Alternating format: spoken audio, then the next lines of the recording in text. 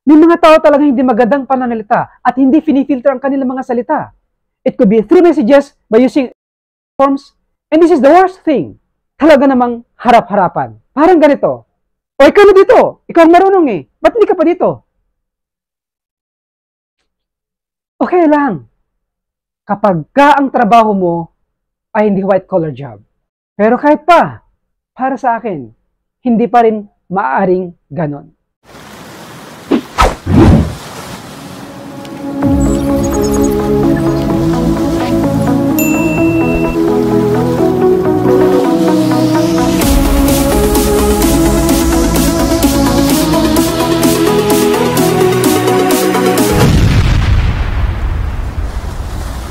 Hello everyone! Ako po muli ang iyong manungsan na nagsasabing magandang umaga, magandang tanghali, at magandang gabi sa inyong lahat.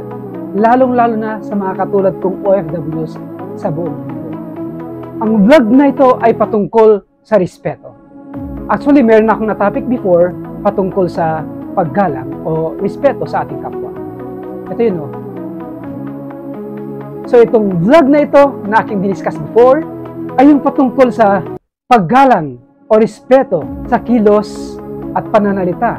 Na ang tinapik ko dito ay patungkol din doon sa nagbibigay ng conclusion na kung saan wala pang tamang proof of evidence, na kung saan wala pang tamang pagsisiyasat o pag-aaral sa isang bagay na minsan ay atin nang binibigyan conclusion.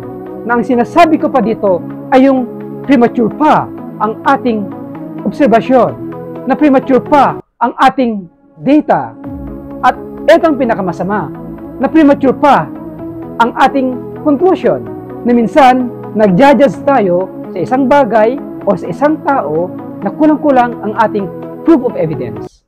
So if you put it together, doon pumapasok yung tinatawag na kulang ang respeto, walang respeto towards other people.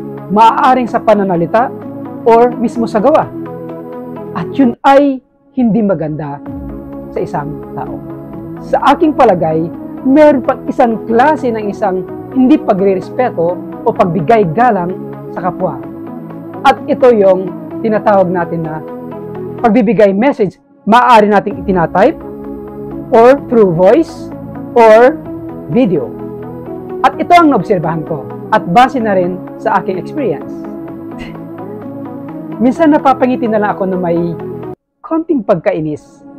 Hindi sa aking sarili, kundi sa ibang tao na nagbibigay sa iyo ng conclusion o kaya'y nagbibigay sa iyo ng rude words or marami pang iba. Alam mo yung pananalitang, yung may pagkakanto ang pananalita. Alam niyo na ang ibig kong sabihin. At ito yung masama. Yung kilala mo mismo sa trabaho, yung nakakasama natin sa trabaho, sa isang professional job, yung klase ng pananalita. Para sa akin, okay lang. Kapag ito'y pabiro, para sa akin, okay lang. Kapag ito'y dalawa lang kayo, yung pakiramdam nating hindi ka nirerespeto ng kapwa mo. At sa akin mismo, hindi lang isang beses, 2 beses, or 3 beses ko ito nararanasan. Multiple times. Pero hinahayaan ko na lang. Bakit? Kasi kapag ka pinatulan mo ang ganitong klase ng mga tao, talaga namang sobrang maiinis ka at talaga namang magkakaroon kayo ng gitgitan. Kaya ang ginagawa ko, napapangiti na lang ako para sa ganun, maibsan yung aking pagkainis. At hindi na lang ako kumikibo.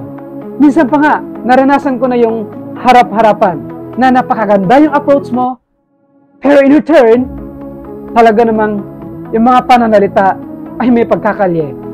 Eto yung halimbawa. O ikaw na lang dito, ikaw ang marunong eh. Ano?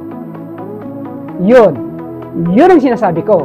Like what I said, in the first place, maganda yung approach mo, pero in return, talaga namang mayayamot ka.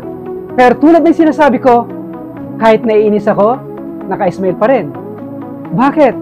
Kasi nga ako mismo, kilala kong sarili ko.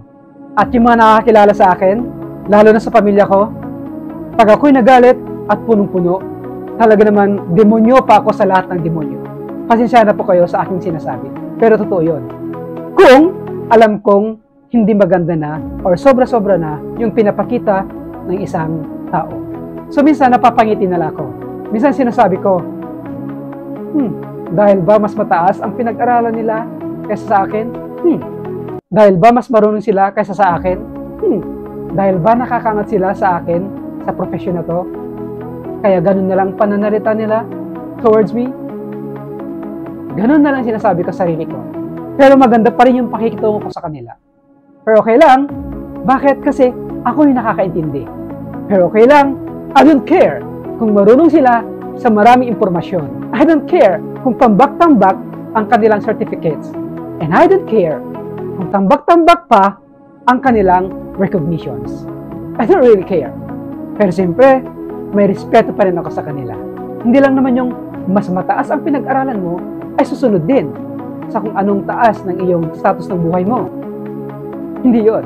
Ito pumuli ang iyong manungsan na nagsasabing, sana po, nakatulong po ako sa inyo sa munting advice. Salamat po.